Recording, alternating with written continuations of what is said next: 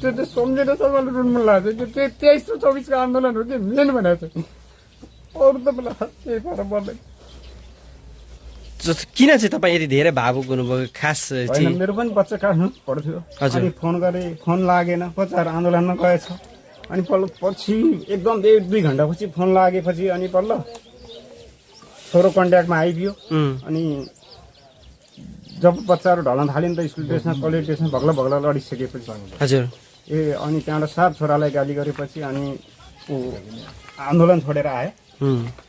अनि अब त्यहाँ मरे नि त त्यत्रा बच्चाहरू मरेपछि ए मेरो पनि मरे भाइ म के हालत हुन्थ्यो होला एउटा छोरो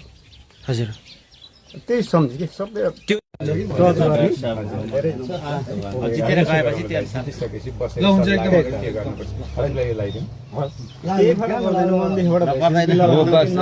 आपत्ति भएन तपाईँलाई ढोक्यो अहिले चेन्जै हो सधैँभरि पुरानोलाई दिएर हाम्रो केही छ एकदम हामी जहिले गऱ्यो नि जुवा आयो नि हाम्रो खेती किसानै हो हामी ढुक्क जितिन्छ काम गरे आरामले जहाँ पनि म पनि अलिअलि भोटतिर हिँड्छु जहाँ पनि सुनिन्छ काङ्ग्रेस एमाले चेट हो पनि हिजो पनि 2 वटा भजनका उहाँ रामचन्द्र थापाका तपाईँको लगभग 1000 जना जसले खाना बनाएर खुवाएर आयो एमाले एउटा बाबुगाजी पाठकको छोरो काङ्ग्रेस पनि भन्दै त्यो हाम्रो भैरव सर झन्डै हाना पर्यो राइट जहाँ जो घन्टी जितिसिया हो यो त एउटा प्रक्रिया पुरा गरी मात्रै हो राष्ट्रिय स्वतन्त्र पार्टी स्वागत दुईटै नभए बहुमत सरकार आरामले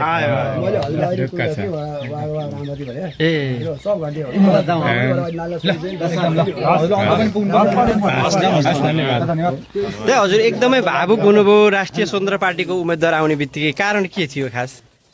त्यो दिन रात चाहिँ तपाईँले देख्नुभयो जुन त्यो दर्दनाक भिडियो त्यसपछि तपाईँको मुटु भक्कानिएर आयो होइन तपाईँको छोरो र आम जनताको छोरा एउटै हो भन्ने लाग्यो